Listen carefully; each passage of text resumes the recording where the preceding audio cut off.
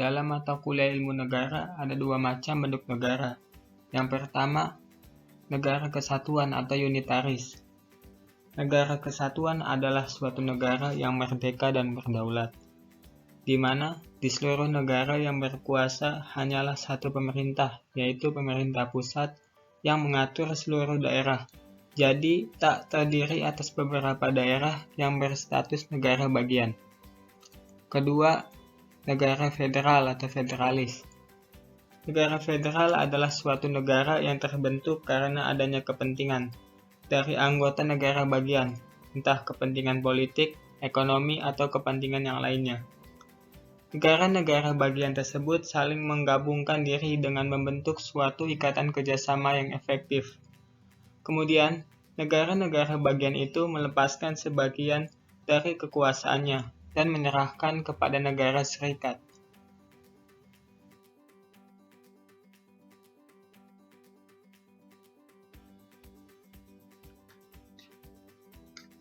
Negara kesatuan memiliki ciri. Pertama, negara yang bersifat tunggal.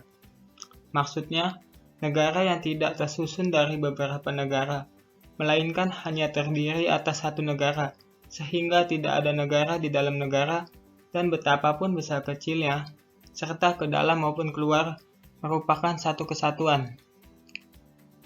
Kedua, pemerintah pusat dan daerah tidak sederajat. Kekuasaan pemerintah pusat merupakan kekuasaan yang menonjol dalam negara, karena kewenangan tertentu tetap ada di pusat meskipun memberikan otonomi kepada daerah. Ketiga, kekuasaan pemerintah pusat tertinggi.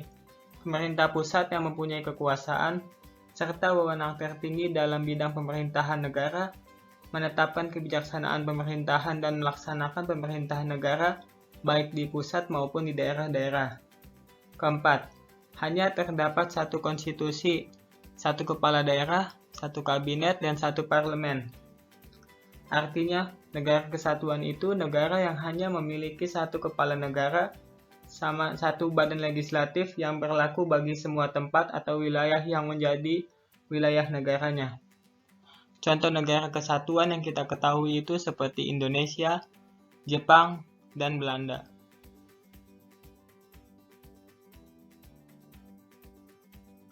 Bentuk penyelenggaraan pemerintahan negara kesatuan. Pertama, bentuk sentralisasi. Sentralisasi yaitu di mana segala urusan diatur oleh pemerintah pusat, sedangkan pemerintah daerah tidak memiliki hak untuk melaksanakan dan mengurus rumah tangga sendiri. Pemerintah daerah tinggal melaksanakan. Contoh, Jerman di bawah Hitler. Kedua, desentralisasi, yaitu di mana pemerintah pusat memberikan kepada daerah-daerah kesempatan dan kekuasaan untuk mengurusi rumah tangganya sendiri. Contohnya itu NKRI. Kemudian, pelaksanaan sistem desentralisasi inilah yang melahirkan atau dibentuknya daerah-daerah otonom, yaitu hak, wewenang, dan kewajiban daerah otonom untuk mengatur dan mengurus rumah tangganya sendiri sesuai dengan peraturan perundang-undangan yang berlaku. Akan tetapi, menurut Wolff, negara kesatuan dalam desentralisasi bahwa pada dasarnya seluruh kekuasaan dimiliki oleh pemerintah pusat, sehingga peraturan-peraturan sentral lah yang menentukan bentuk dan susunan pemerintahan daerah otonom.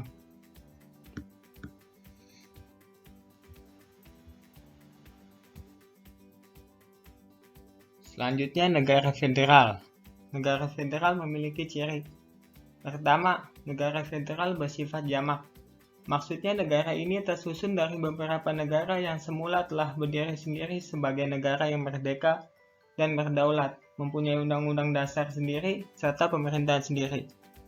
Yang kedua, pemerintahan negara bagian memiliki kekuasaan besar, sehingga negara bagian memiliki beberapa wewenang untuk mengatur dan mengurusnya, serta negara bagian ini juga berhubungan langsung dengan rakyatnya. Ketiga, kedaulatan tetap ada pada pemerintah federal baik urusan dalam maupun luar. Nah, tadi kan dikatakan bahwasannya negara bagian memiliki wewenang, akan tetapi yang berdaulat tetap negara federal atau pemerintahan federal.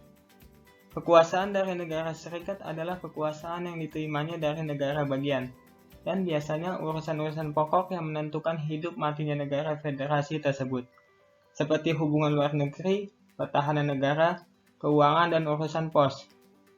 Lanjut ke yang ciri-ciri keempat, konstitusi tertulis dan kaku. Yang memiliki arti bahwa untuk pembagian kekuasaan yang jelas antara negara federasi dan negara bagian, sebuah konstitusi tertulis sangat diperlukan, karena negara federal dan bagian memiliki kepercayaan penuh pada konstitusi yang dianggap sebagai hukum tertinggi. Setelah itu, konstitusi harus bersifat kaku, sehingga federal maupun bagian tidak dapat mengubahnya secara sewenang-wenang atau seenak-enaknya.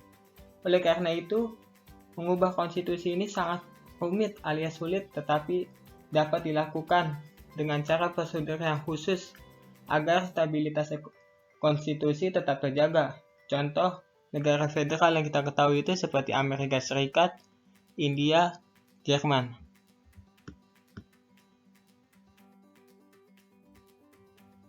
Terlepas dari materi yang sudah saya jelaskan tadi, saya ingin menyampaikan atau menceritakan sedikit tentang perjalanan Indonesia, mulai dari Republik Indonesia Serikat sampai kembali ke NKRI. Republik Indonesia Serikat dibentuk dari hasil perjanjian konferensi meja bundar atau KMB yang kita kenal antara Indonesia, Belanda, dan BFO yang terjadi di Den Haag, Belanda pada tanggal 27 Desember 1949. Isi dari perjanjian konferensi meja bundar di antaranya itu, yang pertama, Belanda harus mengakui kedaulatan Republik Indonesia Serikat selambat-lambatnya atau paling lambat pada tanggal 30 Desember 1949. Yang kedua, Republik Indonesia Serikat dan Belanda membentuk Uni yang diketuai oleh Ratu Belanda. Yang ketiga, pasukan Belanda ditarik keluar dan KNIL harus dibubarkan. Yang keempat, KNIL berhak atau boleh menjadi anggota APRIS atau Angkatan Perang Republik Indonesia Serikat. Yang kelima, masalah Irian Barat harus diselesaikan selama 1 tahun setelah adanya pengakuan kedaulatan. Republik Indonesia Serikat memiliki konstitusi dasar yaitu UUD 1950 yang diantaranya berisi bahwa tidak boleh merangkap jabatan baik kepala negara maupun Perdana Menteri, sehingga Soekarno dan Muhammad Hatta memberikan pemerintahan Republik Indonesia kepada Asad selaku pemangku jabatan presiden. Kemudian, di dalam pemerintahan Republik Indonesia Serikat terdapat kementerian, di antaranya Muhammad Hatta sebagai Menteri Luar Negeri, Syafruddin Prawira Negara sebagai Menteri Keuangan, Sri Sultan Hamengkubuwono sebagai Menteri Pertahanan, Kiai Haji Wahid Hasyim sebagai Menteri Agama, dan masih banyak lagi. Kabinet ini merupakan kabinet Zaken atau kabinet yang mengutamakan keahlian anggota-anggotanya, bukan mengandalkan atau mengutamakan kekuatan dari partai politik. Selanjutnya, di dalam pemerintahan Republik Indonesia Serikat terdapat 7 negara bagian dan 9 daerah otonom, di antaranya negara Pasundan, negara Jawa Tengah, negara Jawa Timur, negara Madura, negara Sumatera Timur, negara Sumatera Selatan, negara Dayak Besar, negara Kalimantan Barat, negara Kalimantan Utara, negara Indonesia Timur, dan masih banyak lagi. Setelah itu, ketika masa pemerintahan Republik Indonesia Serikat terjadi beberapa permasalahan. Yang pertama itu masalah ekonomi. Masalah ekonomi yang disebabkan karena terjadinya peperangan di berbagai daerah yang bertujuan untuk meraih kemerdekaan sesungguhnya. Setelah adanya peperangan di berbagai daerah, sehingga muncul inflasi atau defisit anggaran. Oleh karena itu, pemerintah Republik Indonesia Serikat mengeluarkan kebijakan yang namanya gunting Syafruddin atau pemotongan nilai mata uang rupiah.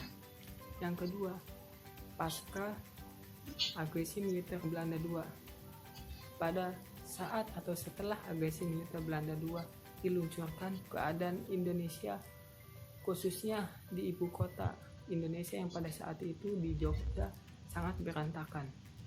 Yang ketiga, masalah militer atau keamanan dan pertahanan yang bertentangan dengan APRA yang dipimpin oleh Kapten Raymond Resling. Yang keempat, adanya pemberontakan dari Republik Maluku Selatan yang diketuai oleh Somophil yang bertujuan ingin mendirikan suatu negara Republik Maluku Selatan dan tidak ingin bergabung kepada Republik Indonesia Serikat maupun NKRI. Kemudian pada tanggal 15 Agustus 1950, Republik Indonesia Serikat dan UUD 1950 resmi dibubarkan dan kembali kepada UUD 1945. Akhirnya Indonesia pada tanggal 15 Agustus 1950 resmi menjadi NKRI. Setelah itu, Asad sebagai pemangku jabatan presiden mengembalikan pemerintahan Republik Indonesia kepada Soekarno sebagai presiden NKRI dan Muhammad Hatta sebagai wakil presiden.